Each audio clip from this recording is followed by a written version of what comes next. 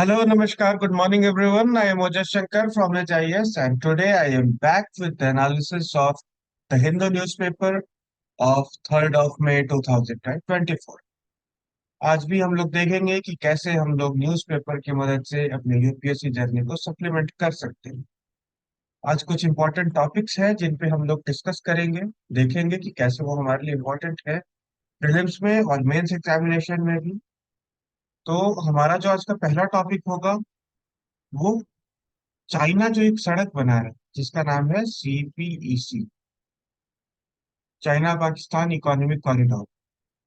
इसके बारे में बात होगी कि इस पे क्या है, कैसे है, इसका लोकेशन क्या है, मैपिंग्स क्या है, इसकी बीआरआई से कैसे ये रिलेटेड है, पहले इस बारे में बात होगी। दूसरी बात होगी पॉक्सो एक्ट के बारे में, prevention of child against sexual offence. इस एक्ट के बारे में बात होगी। ओके, उसके डिटेल्स को देखेंगे कि एक्ट क्या है, उसके फीचर्स क्या क्या है।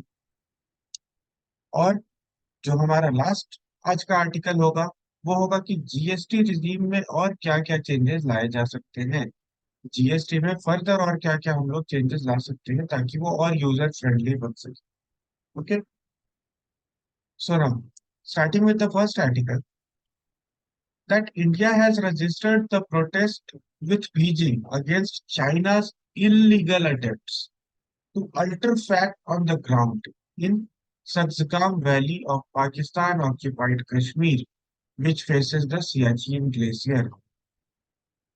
मतलब भारत ने अपना प्रोटेस्ट दर्ज करवाया है यार, प्रोटेस्ट दर्ज करवाया है। क्या प्रोटेस्ट दर्ज करवाया है भाई?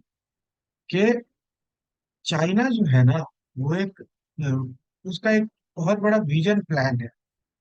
उसका नाम है PRI, one road one one belt one road initiative के अंडर में ये चल रहा है उनका कि बॉर्डर रोड इंफ्रास्ट्रक्चर डेवलपमेंट करता है।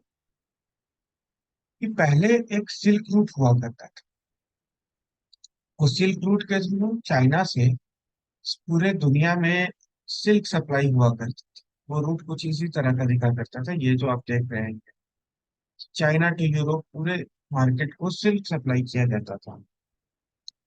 बट विथ टाइम ये सिल्क रूट टूट गया, खत्म हो गया, इस रूट पे ट्रेड कम हो गया। बट चाइना का एक विजनरी एजेंडा है कि हमें किसी तरीके से इस सिल्क रूट को रिवाइव करना है, और उसके लिए चाइना ने belt and road initiative PRI को इंट्रोड्यूस की, बेल्ट एंड रोड इनिशिएटिव।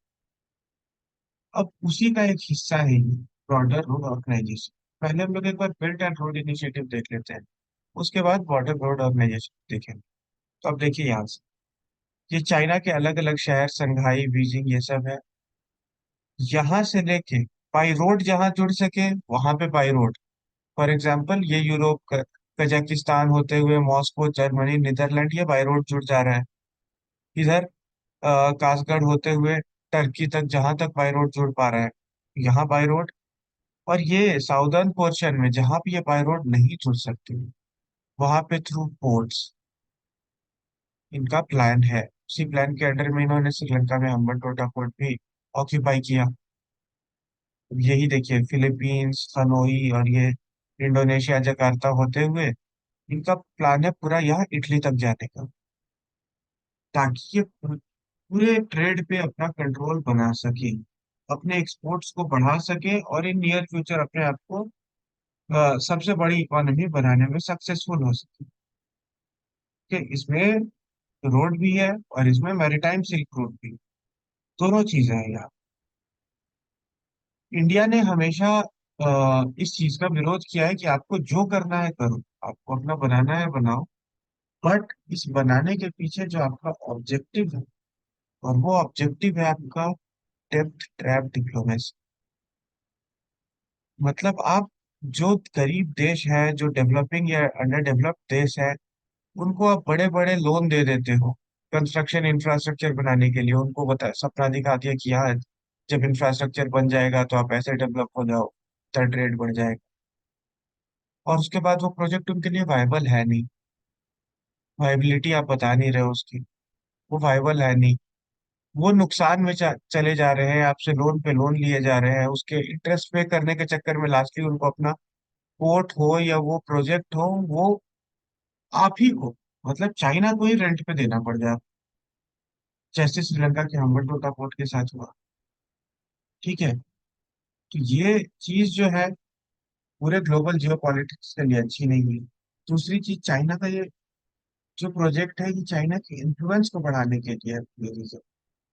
ये पूरे इलाके में चाइना का अपना एक दबदबा चाइना बनाना चाहता है। जहां भी ये बीआरआई बनेगा वहां पे चाइना का अपना एक military base kind of thing ये लोग सेटअप कर सकते हैं। ठीक है। Which is not good for the security of the world. इसलिए इसका हमेशा से विरोध भारत, और उसी का एक हिस्सा है CPEC, China Pakistan economic corridor. ये कासगढ़ से चाइना से होते हुए काराकोरम हाईवे में, ये जो पाकिस्तान ऑक्यूपाइड कश्मीर का हिस्सा है, जिसको भारत अपना हिस्सा मानता है, जो भारत का ही हिस्सा है, पाकिस्तान ने जिसको इलीगली ऑक्यूपाई करके रखा है।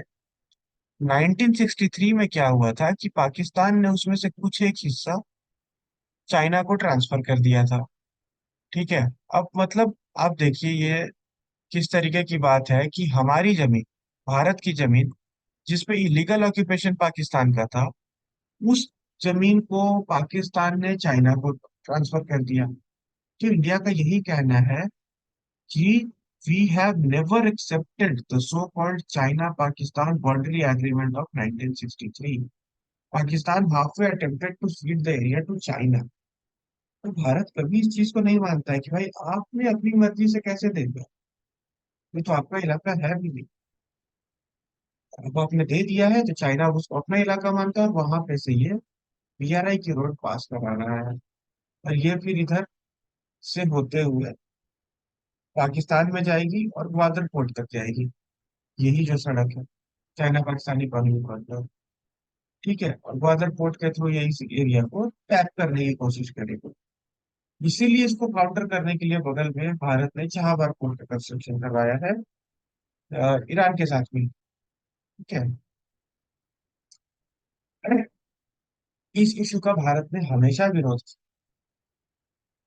अब देखिए हमारे लिए ये आर्टिकल इम्पोर्टेंट इसलिए तो है, ग्लोबल जियो पॉलिटिक्स को हमने देखा, इसमें समझ में किस किस तरीके से चीजें होती हैं। बट दूसरा इम्पोर्टेंस है कि ये मैप आपको याद रखना जरूरी है कि काराकोरम हाईवे जो है ये कैसे आ रहा है पाकिस्तान ऑक्यूपाइड कश्मीर में। इधर साइड में, यहाँ पे नॉर्दर्न साइड में सक्चकाम वैली है, यहाँ पे आपका सियाचिन है, और उसी के पास में नुब्रा वैली। और नुब्रा वैली जो है वो यूपीएससी प्रीवियस ईयर क्वेश्चन है। नुब्रा वैली से क्वेश्चन आ चुके हैं, क्या पता कल को सक्चकाम वैली से भी क्वेश्चन आ जाए। इसलिए इस चीज को आपको ध्यान में रखना है कि ये जो रीजन है यहाँ पे western side of Siachen, north western side of Siachen, यहाँ पे सक्चकाम वैली सिचुएटेड है। ओके। इसलिए ये हमारे लिए थोड़ा सा इंपॉर्टेंट हो जाता है। चलिए, now moving on to our next article. Next article है कि POCSO act objective can not be ignored. ये बात किसने कही है? ये बात सुप्रीम कोर्ट ने कही कि पॉक्सो एक्ट जो है, protection of children from sexual offences, POCSO act, इसके ऑब्जेक्टिव्स को आप इग्नोर नहीं कर सकते। इसके पीछे का जो इंटेंशन था, ये क्यों एक्ट लाया गया है, क्यों इस एक्ट को इंट्रोड्यूस किया गया है, उस इंटेंशन को, उस ऑब्जेक्टिव को आप इग्नोर नहीं कर सकते हो कोई भी डिसीजन सुनाने से पहले। अब ऐसी बात क्यों हो रही है? क्योंकि होता क्या है कि कई सारे केसेस में किसी भी चाइल्ड के साथ, किसी बच्चे के साथ कोई सेक्सुअल ऑफेंस हो, ठीक है, उसके बाद क्या कहते हैं लोग कि भाई अब इस बच्चे को ना, मैं जो, जिसने ये किया है, जिसने ये घिनौना काम किया है, जिसने ये विभत्स काम किया है, वो पर्सन क्या करता है कि मैरी करा, शादी करा दो मेरी उस बच्चे के साथ, उस माइनर से शादी कर ले, या फिर उस माइनर की किसी और से शादी करवा देता है। अगर वो इन्फ्लुएंशियल है तो किसी और से शादी करा देगा, बात खत्म, चुप करा। तो कोर्ट का कहना है कि it can not be ignored merely because child marriages continues or worse still abuser marry their minor victim and to escape conviction. उससे शादी कर लेने से आप कन्विक्शन से बच नहीं जाओगे। या फिर भारत में चाइल्ड मैरिजेस हो रहे हैं तो आप इससे बच नहीं जाओ। क्या, जो गलत है उसके लिए आपको सजा मिलेगी ही मिलेगी। और इसी में कोर्ट ने, ये 14 साल की बच्ची का रेप हुआ वेस्ट बंगाल में, और उसकी मदद ने एक कंप्लेंट रजिस्टर की थी। उसी के डिसीजन में ये बात बताई। क्या, तो ये तो हो गया न्यूज।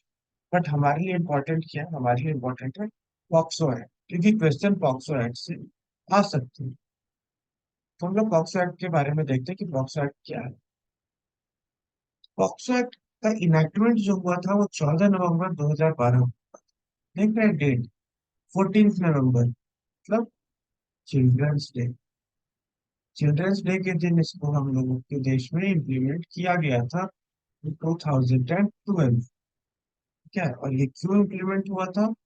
बिकॉज इंडिया का रेटिफिकेशन था United nation convention on rights of child in 1992। India ने रेटिफाई किया था United nation convention on the child rights. Okay. अब जब भारत किसी भी इंटरनेशनल कन्वेंशन को रेटिफाई करता है तो उसके रेटिफिकेशन के लिए आपको अपने देश में लॉ बनाना होगा। तो ये उसी के सिलसिले में ये लॉ बनाया गया था। अब इसका मेजर एम क्या है?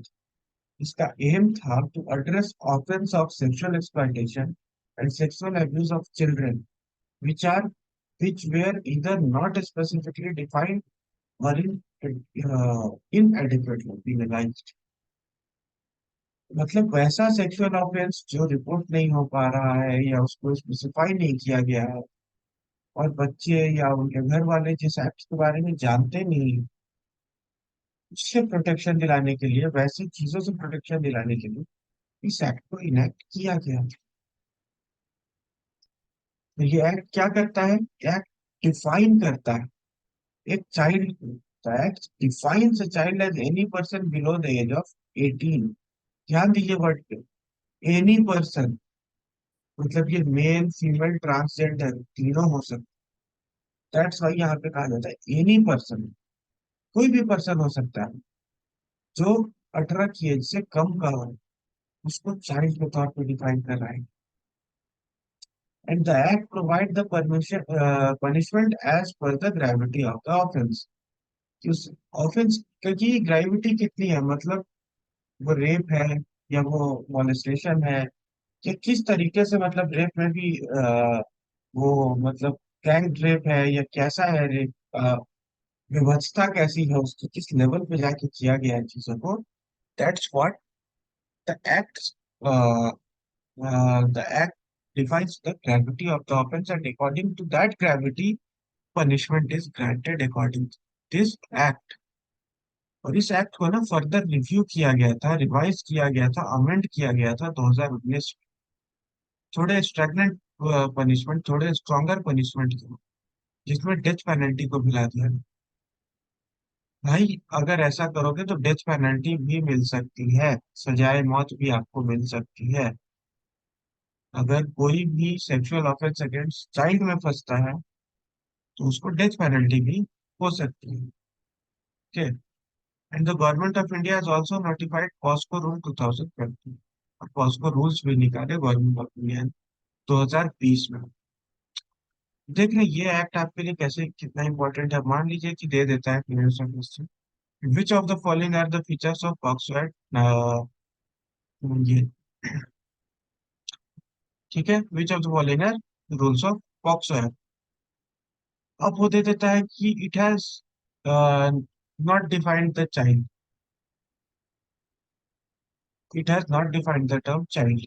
या ऐसे लिख देता है constitution of India has defined the term child which is used in POCSO. तो नहीं, आपको याद रहना चाहिए कि चाइल्ड वर्ड को यहाँ डिफाइन किया गया है any person below the age of 18 years. 18 साल के नीचे का हर कोई।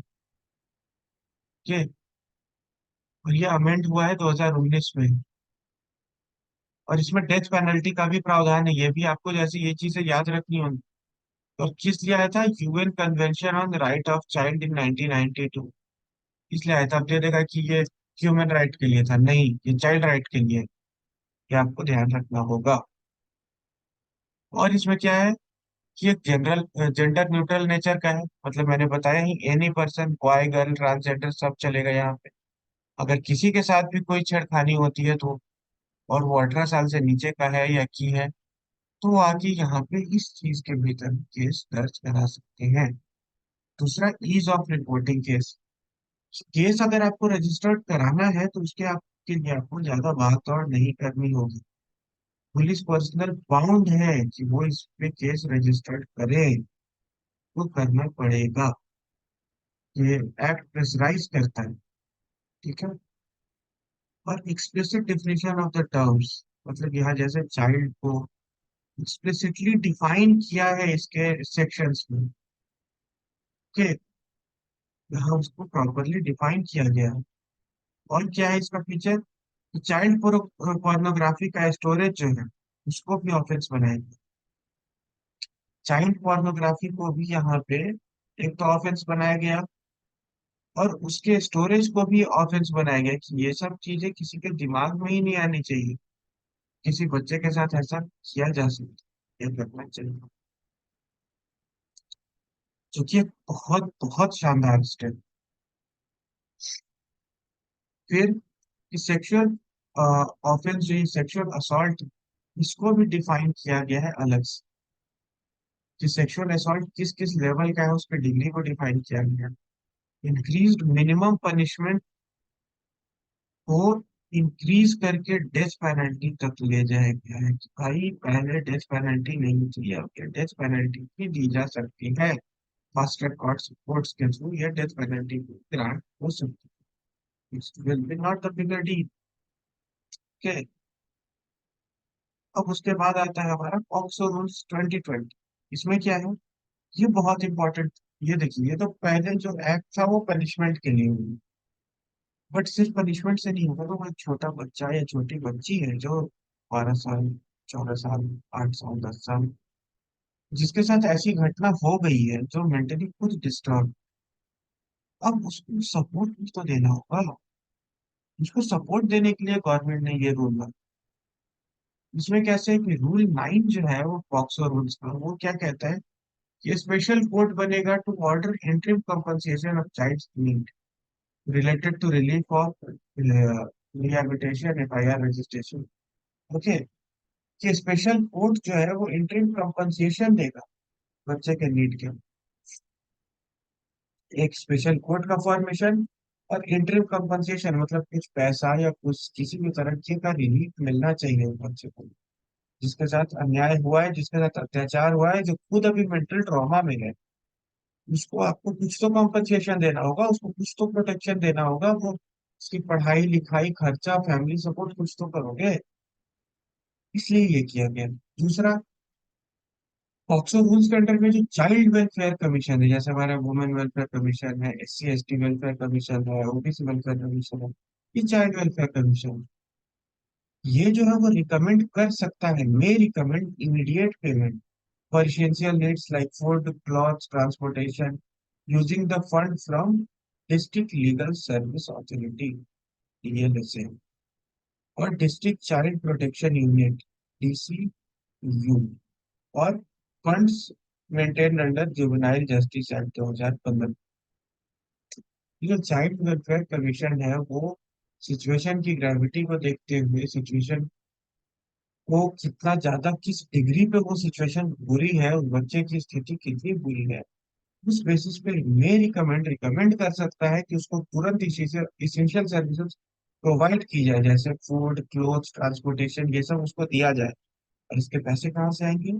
डिस्ट्रिक्ट लेवल सर्विस अथॉरिटी से, या फिर डिस्ट्रिक्ट चाइल्ड प्रोटेक्शन यूनिट से, या फिर जुवेनाइल जस्टिस एक्ट के अंदर भी जो पैसे हैं, उससे, इन सारी चीजों से ये पेमेंट का और बोल सकता है कि आपको इस चीज के अंदर में पेमेंट करनी होगी। और एक सपोर्ट पर्सन प्रोवाइड किया जाएगा चाइल्ड।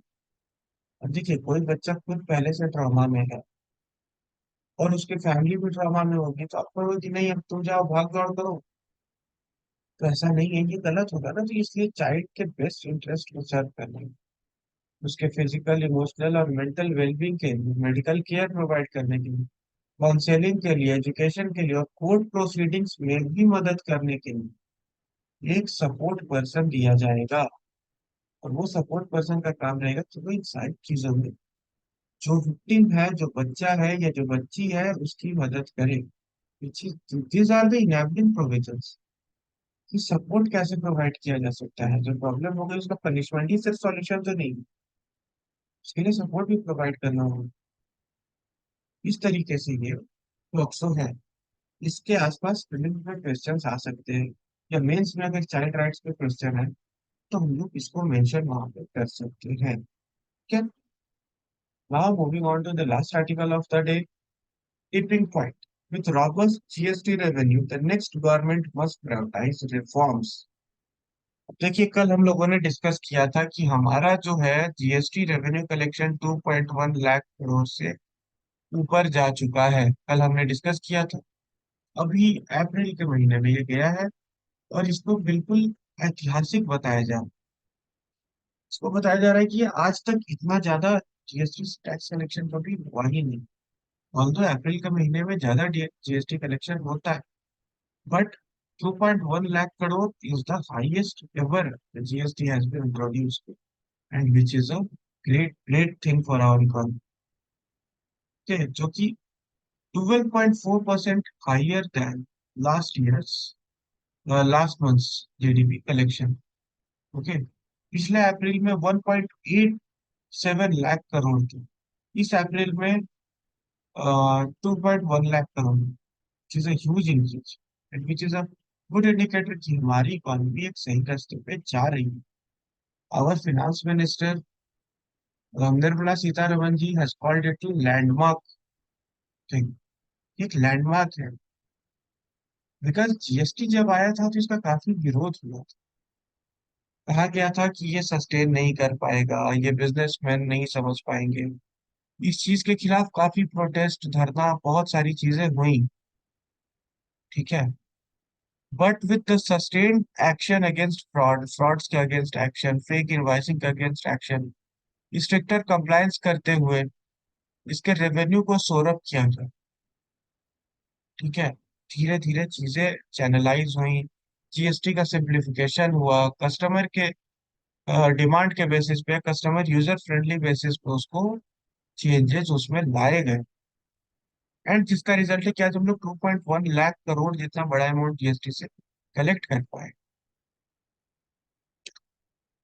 तो ये चीज में, लेकिन अब इतने पे काम नहीं चलेगा, इसको हमें और ज्यादा सिंप्लीफाई करना होगा, ऐसा इस आर्टिकल में लिख रहा हूँ।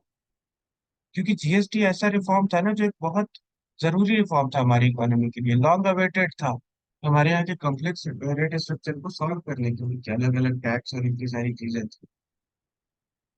ठीक है, तो अभी जो अलग अलग पार्टीज हैं, जैसे एनडीए ब्लॉक हो गया, इंडिया ब्लॉक जिसको इंडिया अलायंस कहते हैं, वो हो गया, इन लोगों ने अलग अलग अपने मैनिफेस्टोज में दिया है कि हम लोग किस तरीके से जीएसटी में रिफॉर्म करें। जो बीजेपी का मैनिफेस्टो है उसमें कहा कि भाई जीएसटी हमने इम्प्लीमेंट करी है, और जीएसटी का एक अच्छा कलेक्शन आज के डेट में नजर आया है। तो हम लोग क्या करेंगे कि जो पोर्टल है जीएसटी का, उसको और सिंपलर बनाएंगे, ताकि जो स्मॉल बिजनेसेस हैं वो लोग अपने पेमेंट्स को आराम से कर सकें, उनको यूजर फ्रेंडली हो उनके लिए, उनको ज्यादा नुकसान ना हो, ज्यादा प्रॉब्लम ना आए, ज्यादा उनका समय खर्च ना हो। ओके, ये बात बीजेपी का कहना है। अब कांग्रेस है तो इन्होंने भी अपने मैनिफेस्टो में लिख दिया, जो कि पहले जीएसटी के विपक्ष में भी ये लोग कहे थे कि कुछ प्रोविजंस जो है जीएसटी के नहीं भी है।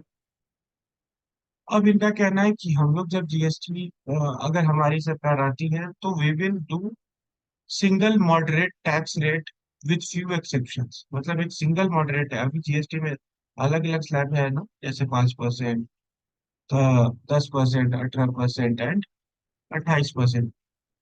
कांग्रेस का कहना है कि नहीं, हम लोग एक सिंगल टैक्स स्लैब ला देंगे, और फार्मर्स को यहाँ पे इसमें इंक्लूड नहीं करेंगे, कि कोई लेवी नहीं लगेगी, और रेवेन्यू जो है वो पंचायत और म्यूनिसिपैलिटीज के साथ भी शेयर करें।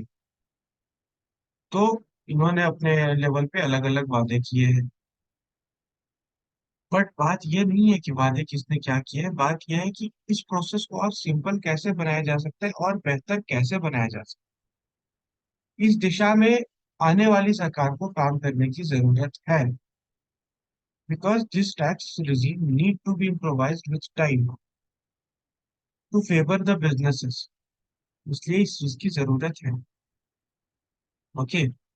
GST smart reforms informed by stakeholder consultation, मतलब स्टेक होल्डर जो भी हैं, बिजनेसेस हैं, पीपल है, इवन जो हमारे सीबीडीटी है, सीबीआईसी है, इन सबको इन्वॉल्व करके, सारे स्टेक होल्डर्स को इन्वॉल्व करके उसको फोर फ्रंट पे लाना चाहिए एजेंडा को, कि किस तरीके से इसको और सिंपल किया जा सकता है, यूजर फ्रेंडली बनाया जा सकता है।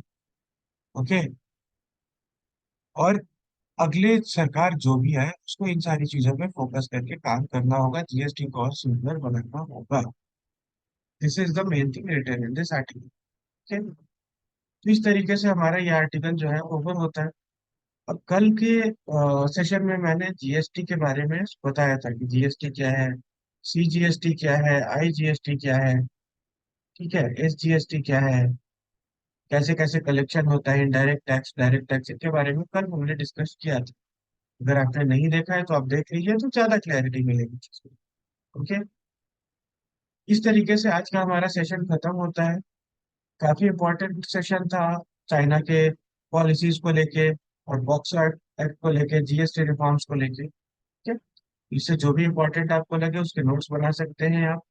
कोई डाउट हो तो comment section is open for you to ask, and you can give your feedback in comment sections to.